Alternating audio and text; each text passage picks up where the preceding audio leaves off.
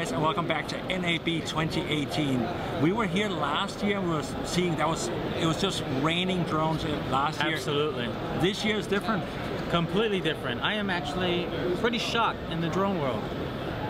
DJI and PowerVision are the only ones here, Bo.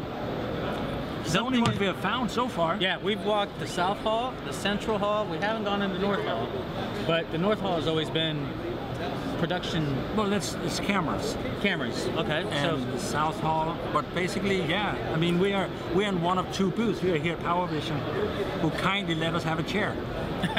Yeah, kindly, exactly. Yeah, and PowerVision really has not shown much. They still have the PowerEye, PowerEye, and I believe they did not bring the PowerDolphin. They're revising that. I was just talking to Tony. Yep. And he's saying it's very much en route. Is it getting completely redone or redesigned? They're definitely doing some control changes. You know how it is when you have an RC speedboat and there's waves? I have a feeling they need to, because they, unlike a normal RC speedboat, they have an IMU in there. And I'm sure the IMU is not used to getting beat up.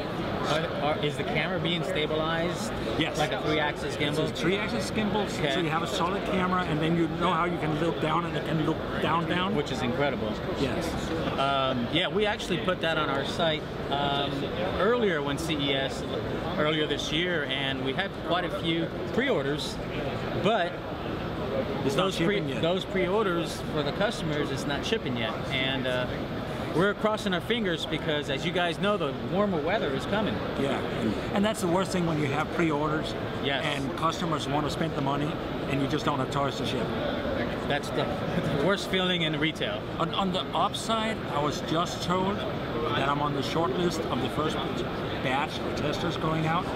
Of the new PowerDolphin. Of the PowerDolphin. Well, you do live in a beautiful area in LA, so... We have Marina Del Rey, we've got surfers, we've got bikini girls. And you can take it down to San Diego or Long Beach and so forth. And then maybe you can ship it to me and I can go down to the Florida Keys and try it out. I think we have to do that. I think we got to make a trip, come down. It might be a little bit the humid weather for you, but it's a little on the drier end in LA. I like the cool and dry. And the water's a lot warmer on the East Coast. No, it's not. Yes. Oh, on the East Coast, yes. On the East I was going to say because the West Coast is cold. Very cold. Yeah. Yeah. I don't know how those surfers do it every day. It's wetsuits. So, but back to drones. What happened? Why are there no drones here? Everyone's everyone's waiting to see what's coming out. And as you know, the big player, DJI, hasn't really announced anything new in the last 30 to 60 days. Well, the XT2. The XT2 is an incredible unit. We have not received any information on pricing, but with the 640 thermal FLIR camera packed in with the 4K video camera all in one, which means now the M200 customer, M200 DJI Matrice 200, now can only buy one camera and have both options versus spending the extra money on that 210. And I really think that's going to be a hit if the price point is correct. But I got to tell you, I was always fascinated with the 210 hanging both the XT and the X3. It's a lot of weight though. It's a lot of weight and flight time. Drastically reduced. 20 minutes. Yeah, 20 minutes. It's heavy though. It's a heavy unit. With one camera, I think you're going to get into sub 20. It's a heavier camera. 38 because minutes. The Duo Pro is a heavy as it is, so I don't think we're saving weight. But it is becoming an integrated camera. Time will tell. We'll have to get those testers, and I'm sure John at RMUS, I'm sure he has John, a why camera. haven't you shown us what it does yet? Yeah, I'm sure you have a camera out there, and you are kind of under the NDA to He's share selfish, that. that's what it is. Yeah, but he is the XT king guy. Nobody knows XT like John. Nobody knows it like he does. A couple other things I noticed, they did announce today the DJI Inspire 2-battery charging hub.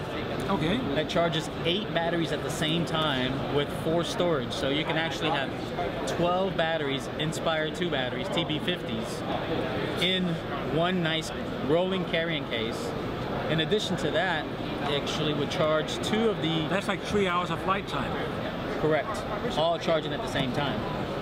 It's a lot of batteries. In addition to that, it actually charges the Sindens battery and the Crystal Sky battery, 2 of those. Well, I take that back. It charges 2 bases, so you can charge up to 4 of those batteries. So retail on that is $11.99. I think it's a little bit on the aggressive side. For a charger? For a charger. But does it come like with beer coolers? It should. For $11.99? Yeah, it should. It comes with wheels and a handle. Wait. $1,199. 1,000. Okay, that's not bad for a charger. I thought you meant 11,000. No. 1,000. 1,100 is kind of in line. Yeah, TB50s. I looked at it, and if the slot was made for the TB55s, they're not. And I think that was a piss poor design.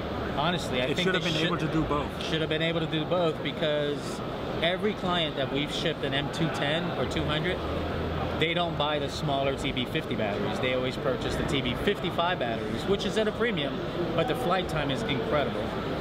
Too bad the Inspire 2 does not use the TB55 batteries.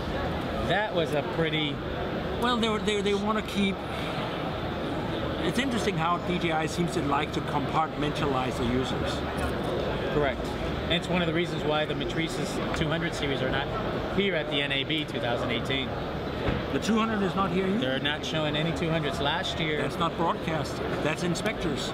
But last year they did have the 200, because that was when they announced the Sendence controller. So if you recall, we were actually here looking at the Sendence controller. Yeah, remember that, but so they are really just showing the Inspire 2 now. Inspire 2, X7 camera, all the different lenses. The cinema stuff, because NAB is the National Association of Broadcasters. Correct.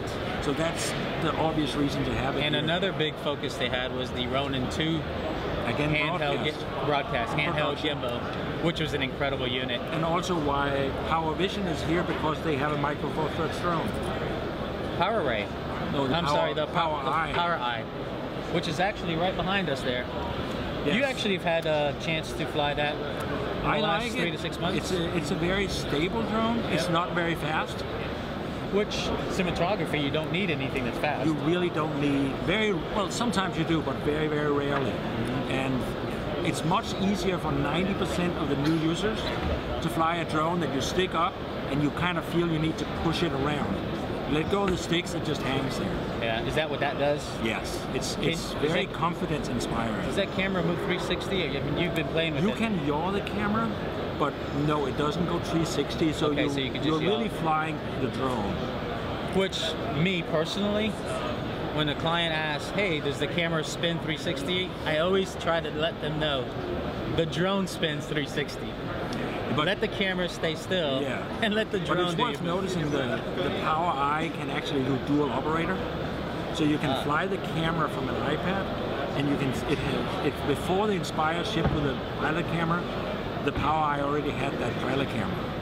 Interesting. That's actually really. So you have 2 cameras built in that you can each your iPad. When they sell it, the PowerEye, does it come with 2 controllers or only 1?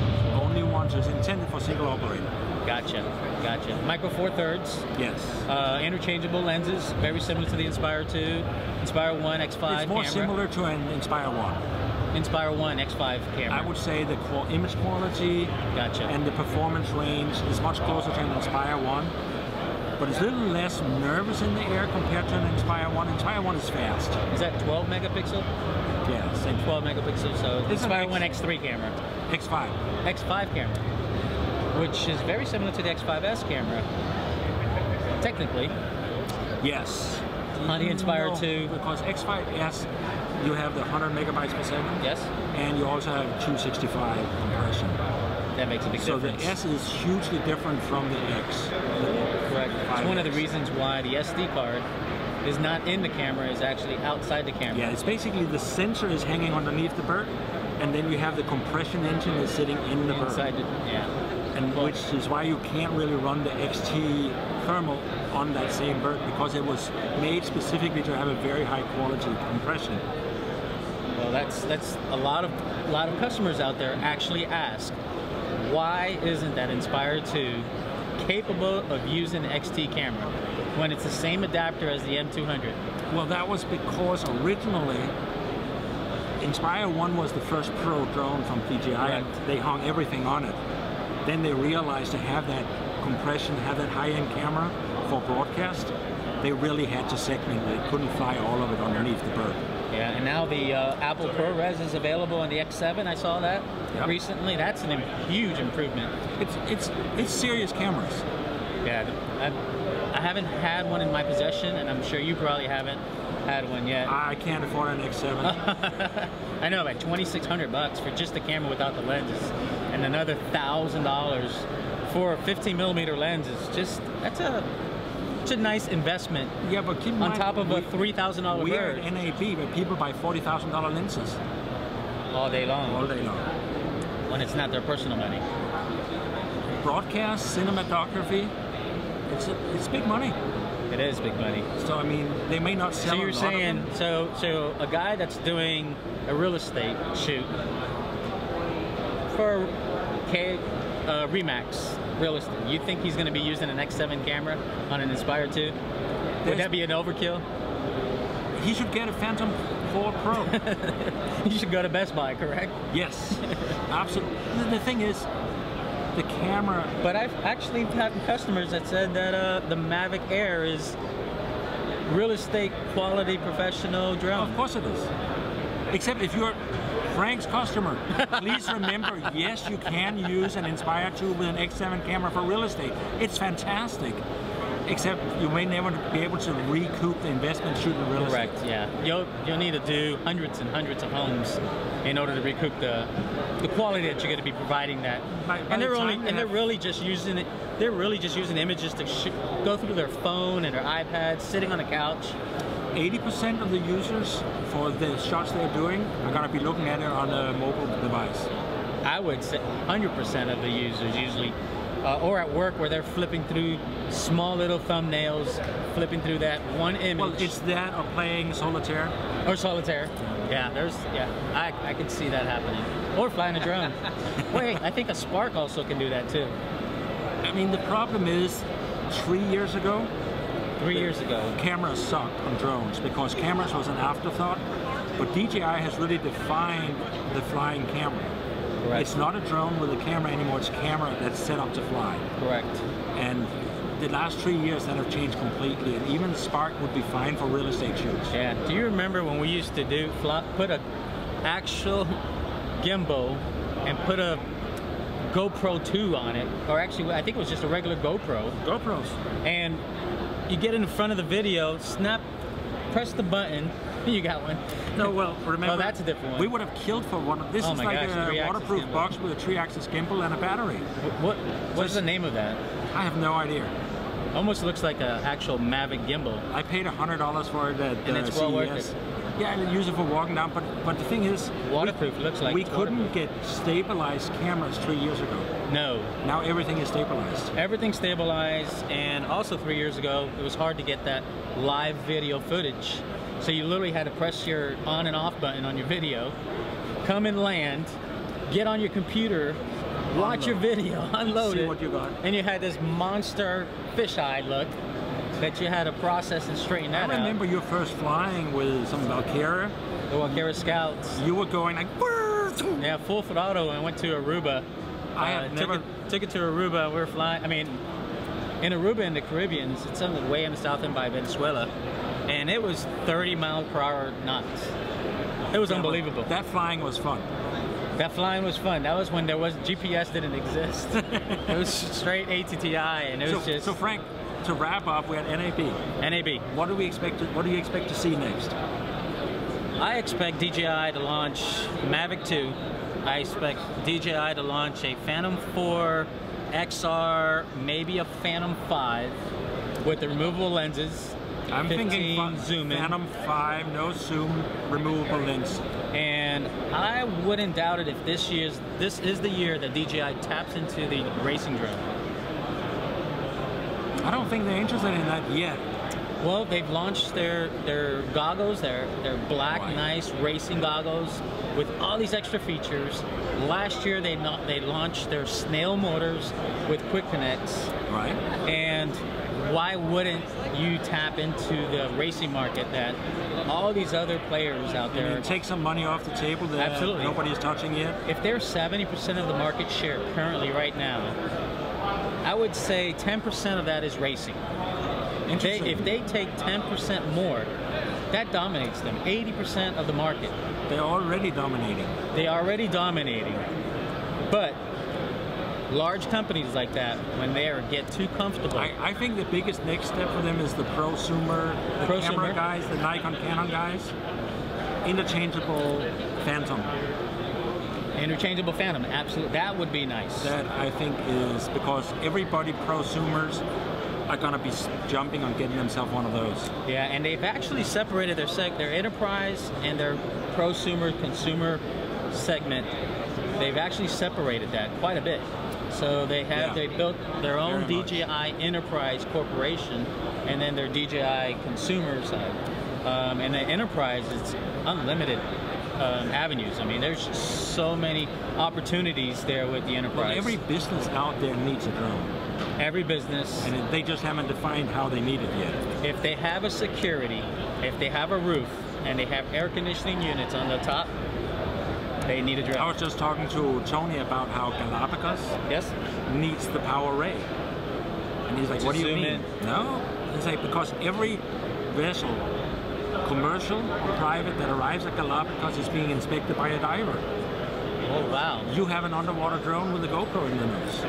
I wonder how long that takes for a diver to... Every single one. Well, some of those ships that are 600 foot long, 300 meters. There's days where they probably don't want to get in the water. Oh gosh, yes. And the safety too, the safety equipment that's needed for those divers. Yeah. So the PowerEye, the PowerEye is an amazing. I think it's 2.5 hours of... For $1,800. It's a hell of a deal. Hell of a deal. And hopefully in the summer now that, you know, it gets warmer out there and people start... We better go out and check out and see if we find a hidden drone company somewhere. Let's find them. I brought the new Voyager 5, so maybe we can go fly in the afternoon if we find nothing. Yeah, I think that might be we might have more opportunity with the Voyager 5 outside of NAB than actually inside. So there you have it, guys. Stay tuned. We're going to try to wrap up some more videos for you. And, well, make sure you click subscribe on Frank's and my video.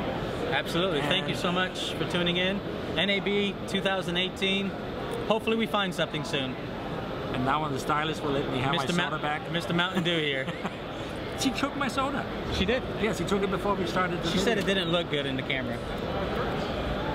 This is my trademark soda. Hey, Mountain Dew, if you're watching this, Bo needs an endorsement. Big endorsement deal. All you can drink, eat sodas. I'm not a Mountain Dew guy.